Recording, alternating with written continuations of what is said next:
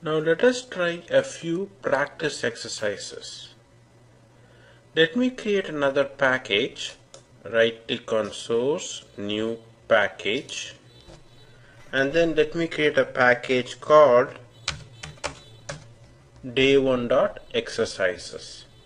And here I can create a new class called exercise A. Right click on the package, new class, exercise A, public static void main, click finish. You can view these packages two ways.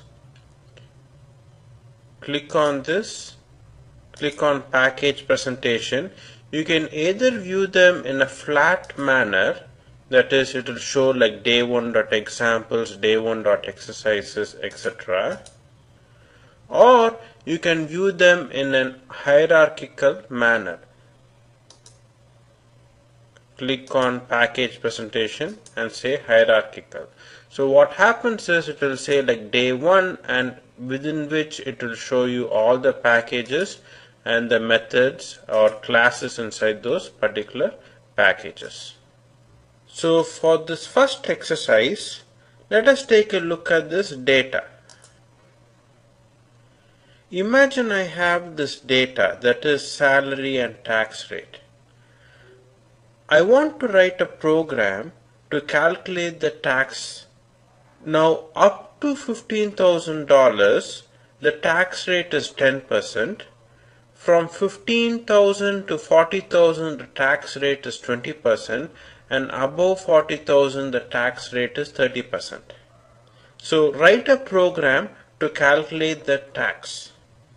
Imagine we have a salary, a double salary equal to 78,678.65. We want to see if this particular salary falls within those particular range. So let us have another variable called tax, and let us use a series of if statement to calculate the tax. So here you can see how we have solved the problem. We declared some kind of a variable called tax equal to 0.0, and then we are checking if the salary is less than 15,000 or less than or equal to 15,000, then calculate the tax as salary times 0.10, 10%. If the salary is less than or equal to 40,000, then calculate the salary at 20%, else calculate the salary, it must be, if it is not less than 15,000 and if it is not less than 40,000, it should be more than 40,000. So above 40,000, calculate the salary at 30% and print out the tax. So let us save and run this. So here in this case, it will calculate the salary at 30% of 78,000. Suppose I have like 10,000 as a salary, it will calculate it as 10%. You can see that 10% of 1,000, 10,000 is 1,000. If I say like 20,000 salary, it will calculate it at 20%. That is 4,000, which is 20% of 20,000. So we used a simple if-else statement to calculate the tax. For our next exercise, let us try to solve this problem. Imagine I have a string array called numbers, which basically has numbers but they are present as strings. That is, you have like 10 but it is within quotes, basically it is a string. Imagine I want to find the sum of all these numbers. Well, how do I go about solving it?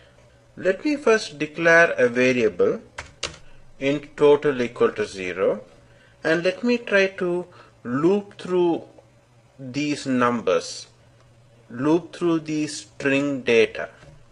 So we can use an enhanced for loop.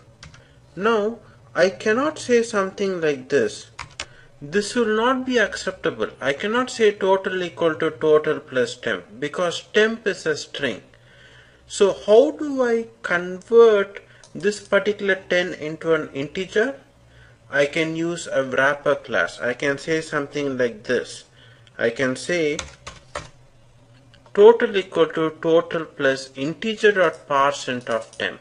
That means I take the very first 10 from this array, which is in temp, convert it to an integer, and then I'll add it to the total. So the next time it comes over, the 20 will be taken into temp, and then you convert the 20, and the 20 plus 10 total will be 30. So on, we can add all the numbers. Of course, a shorter way of writing this is you can simply say total plus equal to integer dot parseInt. And once we are out of the loop, we can print out total equal to total. Of course, don't try to print it within this particular loop because every time it loops through, it will print it again and again. Let us save and run this. So you can see that the total is 100 has been printed. For our last exercise, imagine I have a string A equal to hello world. I want to print out the word world in lowercase. Now how do I go about doing that? I can use a print statement and I can say A dot substring of. Now if I want to print out world, I can say like substring of 6. The reason I have to use 6 is H is 0, 1, 2, 3, 4, the space is 5, so everything from 6, I want to print out everything from 6, so I will say A dot substring of 6.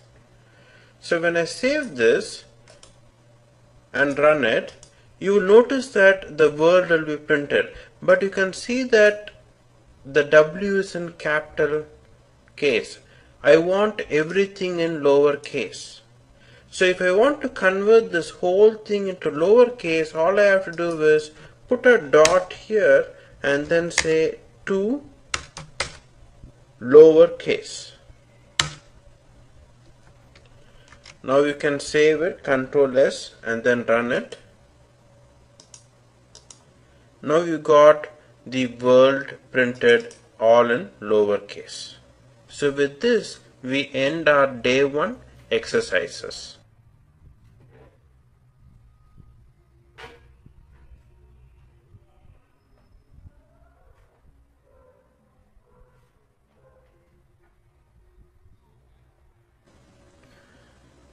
Next, let us take a look at the concept of class and object. Now, if you have done any kind of programming like Fortran or COBOL, and you are given a problem like calculate the total pay of an employee by adding their salary and bonus, how would you go about doing it? So we will have something like this. So given a situation where we have the employee salary and bonus, we will like add up the salary and bonus and then print the total pay.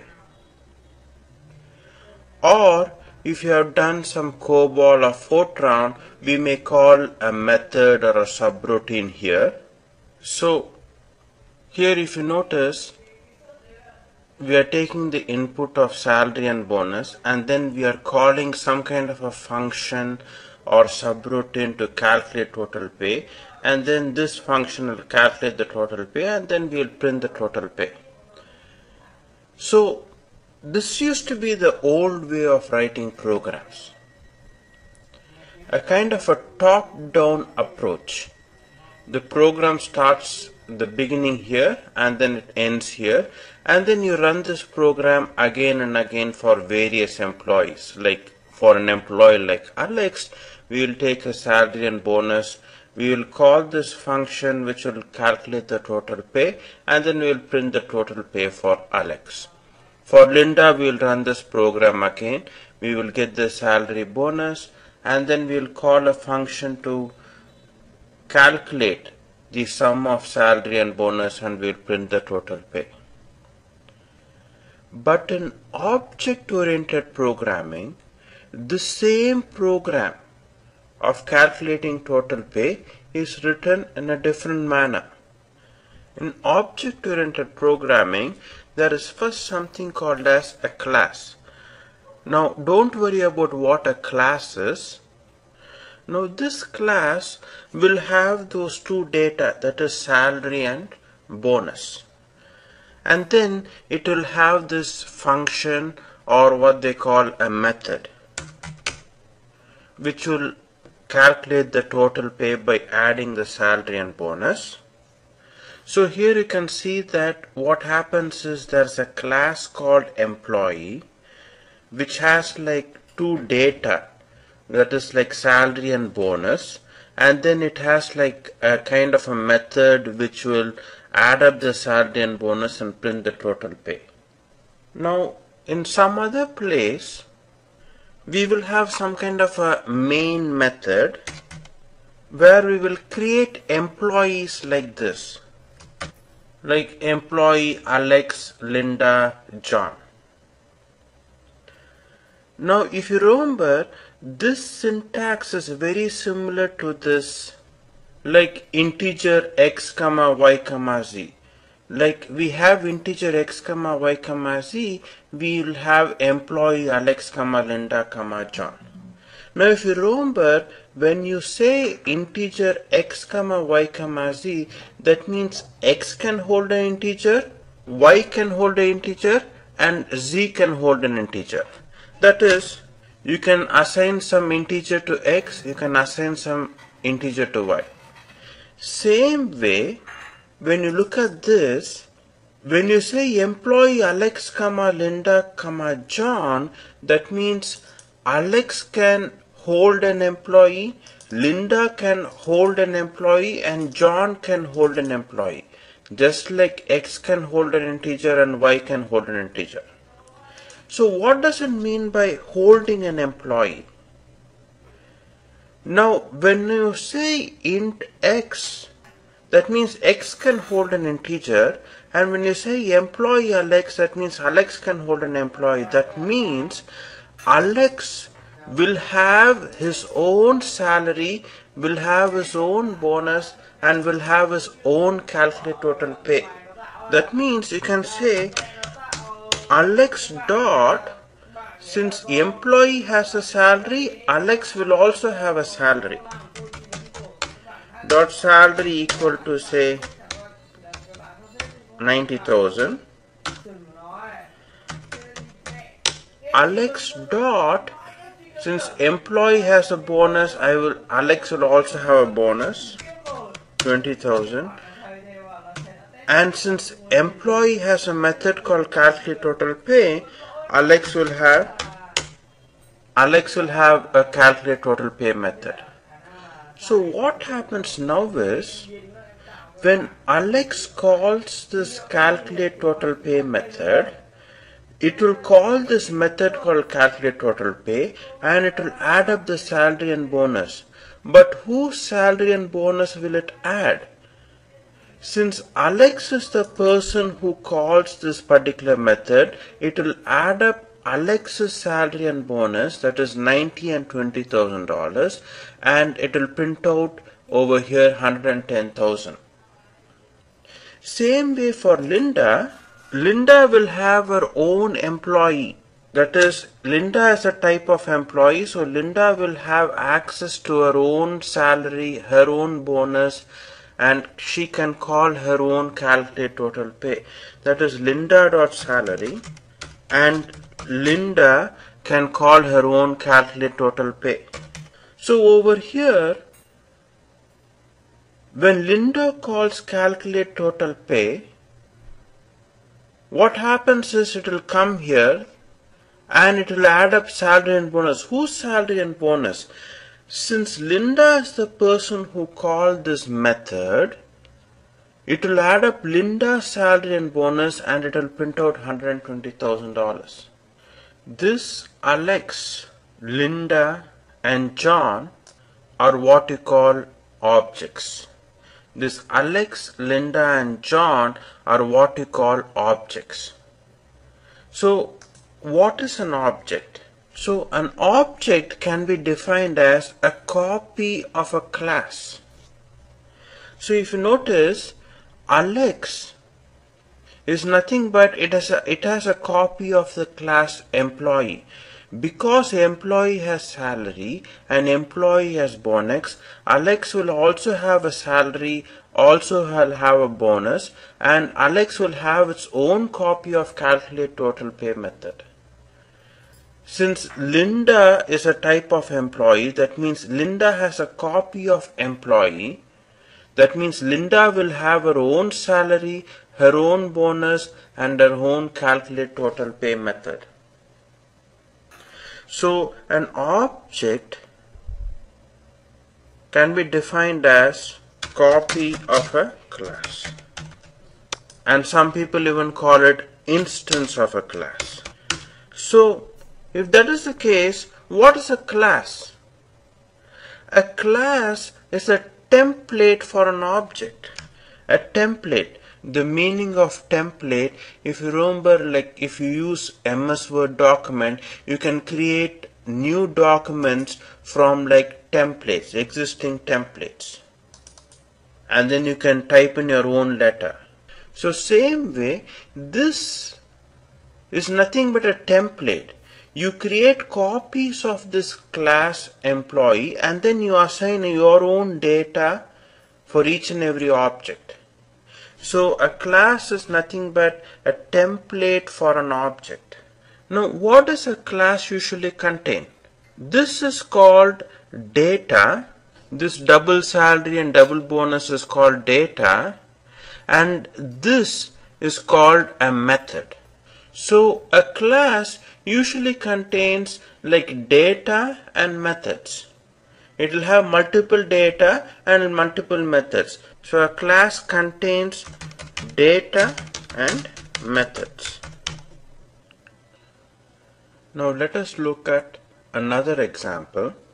This time I will have a class called box, which will have like two data, length and width, and which will have a method. So if you look at this class box, it has two data, length and width, and it has one method called calculate area, which basically multiplies the length and width and it prints out that particular area. So to make use of this class, I will create objects of this class. So here I have created two objects of this box class, that is UPS and FedEx, and since UPS is a type of box, UPS will have its own length and width, and FedEx will have its own length and width, and UPS will have its own calculate area, and FedEx will have its own calculate area. So here you can see that UPS, since it is a type of box, UPS will have a length, and I am assigning 10, and UPS will have its width assigned as 5, and when UPS calls calculate area, it will multiply the length and width and it will print the area. But whose length and width will it call? Since UPS is the one which called this method, it will use UPS's length and UPS's width and it will print out 50. The same thing when FedEx calls calculate area, it will use FedEx's length and width and it will print out the area. So this UPS and FedEx are called objects. So what are objects? Objects are nothing but copies of this class. Each and every object has a fresh copy of this class. It has a fresh length, fresh width, and a fresh calculate area method. And a class has data and methods, and it is a template for objects. So let us try out the two examples that we saw, that is the employee class and the box class.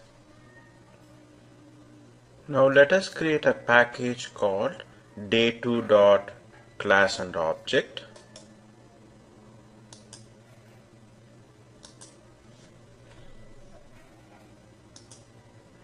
And in this, let us create a new class called employee. You need not check this public static void method. So in this class employee, we are going to have like a salary, bonus and a calculate total pay method. So now if you see, I have this class called employee with salary and bonus, and then I have this method called calculate total pay, which adds up the salary and bonus and prints out total pay equal to the total pay. It is giving me some kind of an error. Now, to remove this particular error, you have to put this void in front of this method. Now, you may be asking me, what is this void? We will learn more about this void and return type later on, but for now, remember, this particular method is printing out something right here. It is not returning this any value. This method is not returning any value. So void means that this method is not sending any value anywhere else. It is just printing it out right here. Of course, we will see more uses of void later on. Let us save this class. And let us create another class.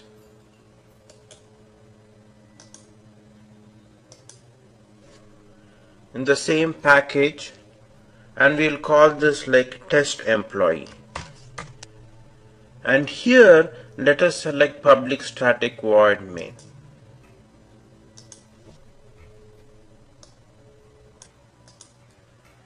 In this main method, we are going to create objects of employee. Now to create objects of employee, you can either do something like this. So to create objects of employee, you can either do something like this, employee Alex, Linda, John, and then we can initialize each and every object. This is a requirement, you have to do this. Or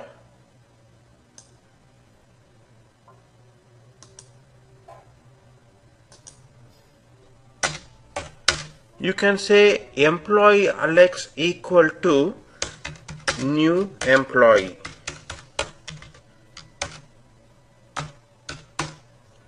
So this new employee is required. You are initializing the object. So once you have created this employee objects, Alex, Linda and John, you can assign the salary and bonus for each and every object and call the calculate total pay. You can say Alex dot, and here you will immediately see salary bonus. So that means this Alex object has a copy of salary, a fresh copy of salary that you can assign. Alex dot bonus equal to Alex dot calculate total pay. So when you say Alex dot, these things must come.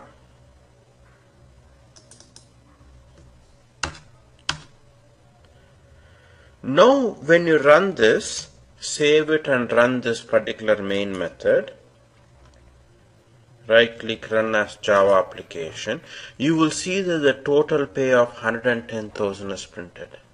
Same thing goes for Linda. So Linda has her own salary, her own bonus, and Linda can call her own calculate total pay. And when you save and run it, you will get this Linda's total pay printed right here. So let us try out the other example, the box class, and create box objects. I'm going to right click on this package, new class.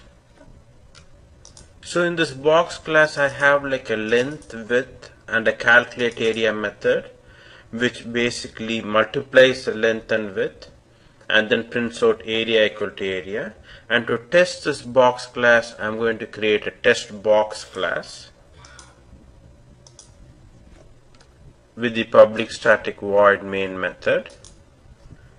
I'm creating two objects of box, UPS and FedEx, and I'm going to assign the length, width, and I'm going to call the calculate area method.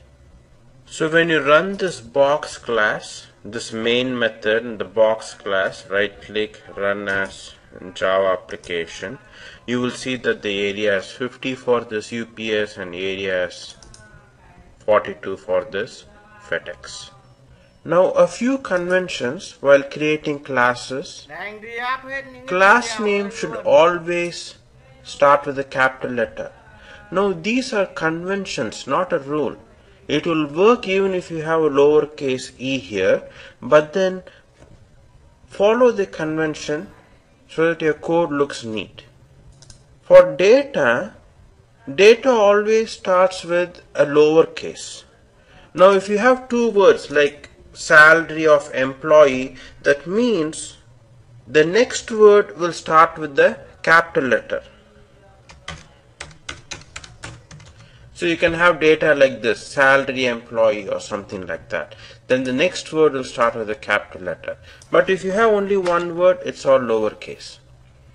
Same thing goes with the method name. You start with the lowercase, but the subsequent words you will have capital letters. Like calculate, total pay, T and P are capital.